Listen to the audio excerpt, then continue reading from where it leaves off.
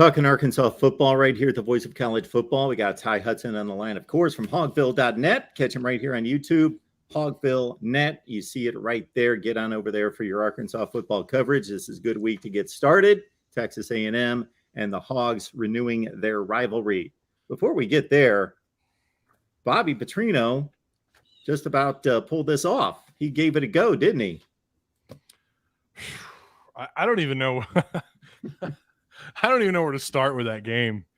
Down 17, you trailed by as many, a grand total of 27 points. The largest lead being 17 for them.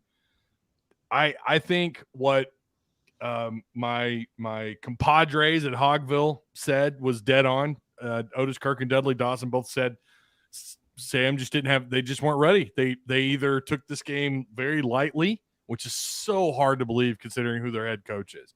Sam Pittman does not have a reputation for taking games off or overlooking opponents.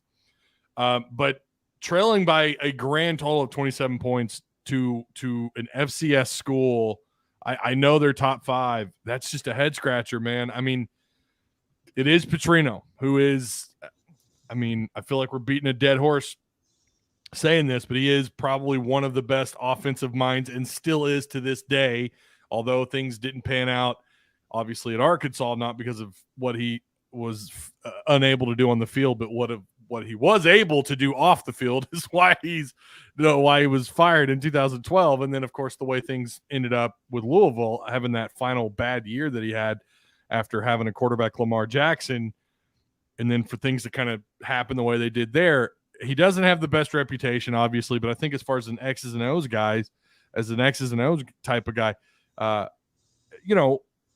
some people in that stadium weren't shocked at what happened.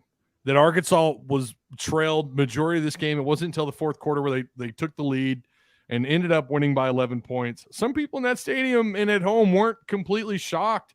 I mean, the 4th down and 1 call where he just, they're in zero coverage, which is, man coverage across the board.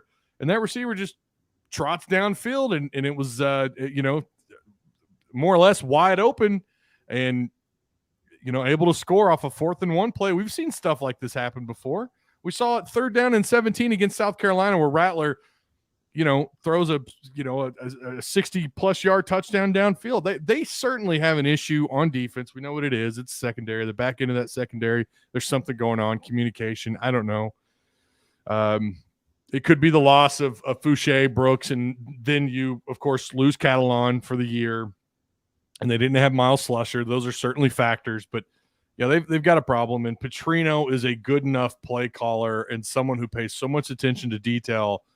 I mean, he was able to pull apart that secondary like it was just cheap, tinfoil. I mean, it was embarrassing. It was really bad. They are dead last in the country in passing yards given up. They give up 353 yards a game through 3 games. That's insane. 353 yards per game. You could believe that if it were a non-P5 or a really bad P5 school.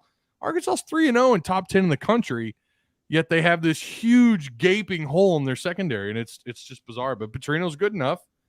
He saw it, and he exploited it, and he did exactly what I think a lot of people thought he would do. I certainly wasn't shocked that they were able to throw the ball, but for them to have a 17-point lead, to come out the way they did, for the offense to look as lost as they did for a good portion of the game, yeah, I don't think they took this game. You could argue it's a trap game too, and I get that, but Mark, that was way closer than it had any business being.